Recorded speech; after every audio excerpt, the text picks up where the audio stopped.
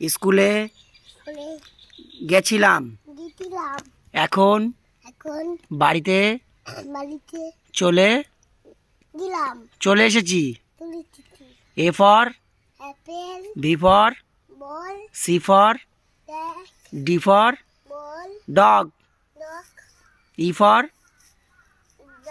Elephant. Good boy. বলো হাত উঁচু করো, বলো ইয়েস।